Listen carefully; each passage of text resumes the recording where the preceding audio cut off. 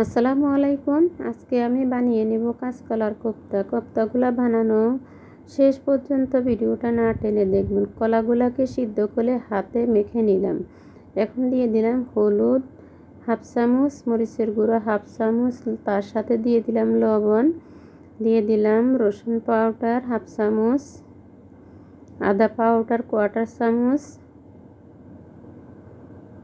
কাঁচা পাকা মরিচ,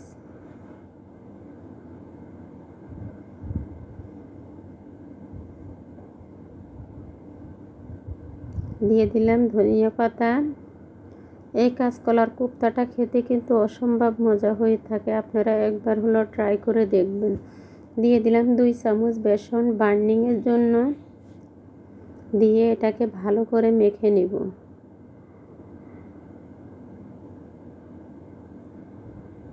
আর আমার চ্যানেলে যদি নতুন হয়ে থাকেন অবশ্যই একটা সাবস্ক্রাইব করে নেবেন, পাশে থাকা বেল আইকনটি অল ক্লিক করে রাখবেন। আমার নিত্য নতুন ভিডিও দেওয়ার সাথে সাথে অল নোটিফিকেশন পেয়ে যাবেন। একে একে আমি সব কোপ্তাগুলো বানিয়ে নিলাম। এখন ফ্রাই প্যানে হালকা তেল দিয়ে ভেজে নেব। এটা ডুবা তেলে ভাজতে হবে না, অল্প তেলে ভেজে নিলে হবে। তেলগুলা গরম হয়ে আসা পর্যন্ত একটু অপেক্ষায় ছিলাম, তেলগুলা গরম করে নিলাম। এখন কিন্তু একে একে কোপ্তাগুলো দিয়ে দিচ্ছি। এটাকে হালকা ভেজে নিতে হবে, হালকা আছে, এটা বেশি একটা হার্ড করতে হবে না।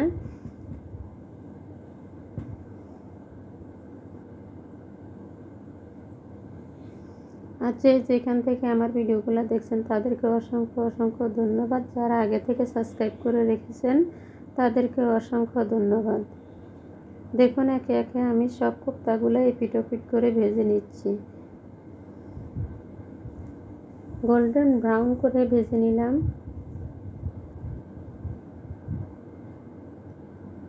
আরও কিছু কোপ্তা ছিল সেগুলো ভেজে নিচ্ছি। এইভাবে একবার হলো বানিয়ে দেখবেন, গরম ভাতের সাথে মাছ মাংসের কোনো প্রয়োজন হবে না। এই কোপ্তা দিয়ে আপনারা ভাত খেয়ে ফেলতে পারবেন 2 প্লেটের মতো। তবে কিন্তু এই রান্নাটা যে এত মজা আমিও নিজেও আগে জানতাম না। আমার খুবই ভালো লেগেছে, ইনশাআল্লাহ আপনাদেরও ভালো লাগবে। এইভাবে আপনারা রেসিপিটা করে নেবেন।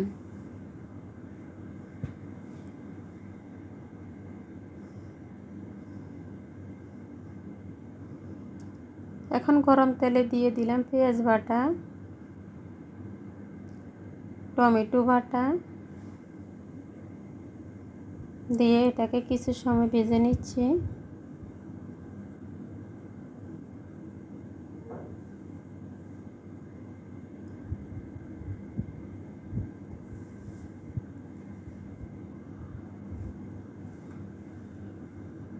দুইটা শুকনো মরিচ ভেঙে দিলাম, এটা কাঁচা কিন্তু ভাজা না। সাথে কিছু গরম মশলা দিয়ে দিলাম, দিয়ে দিলাম ধনিয়ার গুঁড়ো,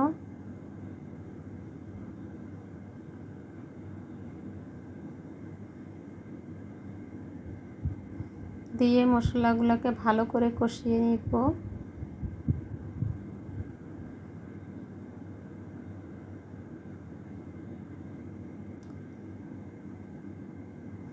একটু জিরার গুঁড়ো দিয়ে দিলাম,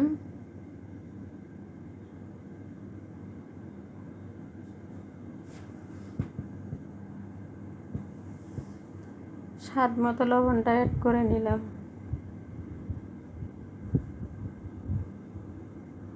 হাফ কাপ পানি দিয়ে দিলাম। পানিগুলো কষিয়ে আসার পরে কোপ্তাগুলো দিয়ে দিব।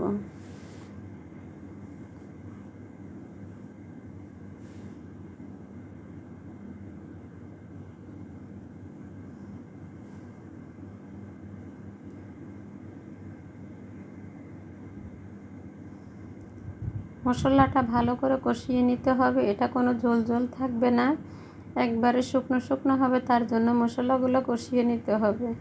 এখন কষানো মশলাতে কোপ্তাগুলো দিয়ে দিলাম। আর আমার কোপ্তা রেসিপিটা কেমন হয়েছে অবশ্যই কমেন্ট করে জানাবেন। আপনারা একবার হলো ঘরে বানিয়ে দেখবেন, ইনশাআল্লাহ আপনাদের ভালো লাগবে।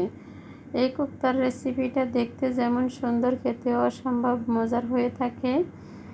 তো 5 মিনিটের মতো রান্না করে নিলাম ঢেকে। এখন ধনিয়া পাতা দিয়ে পরিবেশন করে নিলাম। আর ভিডিওটা যদি ভালো লাগে অবশ্যই লাইক কমেন্ট শেয়ার করতে ভুলবেন না। আর আমার নিত্য নতুন ভিডিও দেব ইনশাআল্লাহ, অপেক্ষায় থাকবেন।